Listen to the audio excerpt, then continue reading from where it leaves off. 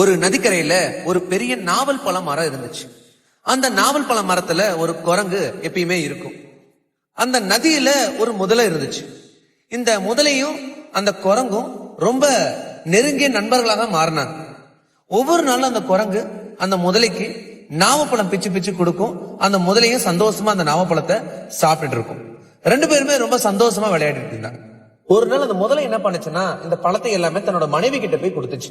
அதுக்கு அந்த முதலையோட மனைவி என்ன சொல்லுச்சுன்னா, இந்த பழமே இவ்வளவு இனிப்பா இருக்குன்னா, இவ்வளவு டேஸ்டா இருக்குன்னா, கண்டிப்பா ரெகுலரா சாப்பிட்டுட்டு இருக்கிற அந்த குரங்கோட இதயமும் ரொம்ப டேஸ்டா இருக்கும் போல அப்படின்ட்டு. எப்படியாவது அந்த இனிமையான இதயம் கொண்ட அந்த குரங்கை நான் சாப்பிட்டே தீரணும் அப்படின்னு அந்த முதலை சொல்லுது.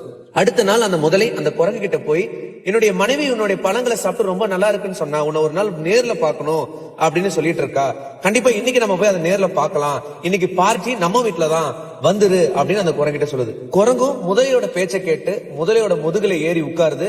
இன்னைக்கு நம்ம அன்னி கையில தான் இன்னைக்கு சாப்பிடணும் அப்படின்னு சொல்லிட்டு வந்துட்டு இருக்கு. கொஞ்ச நேரம் போன உடனே முதலையோட மனசு கேட்காம உண்மையே சொல்லிடுது. இந்த மாதிரி என்னுடைய மனைவி உன்னை சாப்பிடணும், உன்னோட இதயத்தை சாப்பிடணும்னு கேட்டிருக்கு, அதுதான் உன்னை கூட்டு போற அப்படின்னு. அதுக்கு குரங்கு சிறிதும் பயப்படாம, ஐயோ இது முன்னாடியே சொல்லிருக்க மாட்டியா, நீ முன்னாடியே சொல்லிதான் இதயத்தை கூட கொண்டு வந்திருப்பல, இப்ப பாரு நான் மரத்திலே விட்டுட்டு வந்துட்டேன் என்னோட இதயத்தை, இப்ப போய் மறுபடியும் போய் எடுக்கிற மாதிரி வருது, வா போய் என்னோட இதயத்தை போய் எடுத்துட்டு வரலாம் அப்படின்னு அந்த முதலை கிட்ட சொல்லுது. அந்த முதலையும் இதை நம்பி திரும்பி ஆற்றங்கரைக்கு மறுபடியும் வந்தது. குரங்கு அந்த இடத்துக்கு வந்த உடனே மரத்துல ஏறி போய் உட்கார்ந்துக்குச்சு. அந்த குரங்கு அந்த முதலையை பார்த்து என்ன சொன்னுச்சு அப்படின்னா, போட வஞ்சகனே, உன்னை நண்பன நீ ஒரு துரோகிடா அப்படின்னு சொன்னச்சான். அதனாலதான் சொல்றாங்க, இப்ப உலகத்துல ஒவ்வொரு அடியிலும் துரோகம் இருக்கு.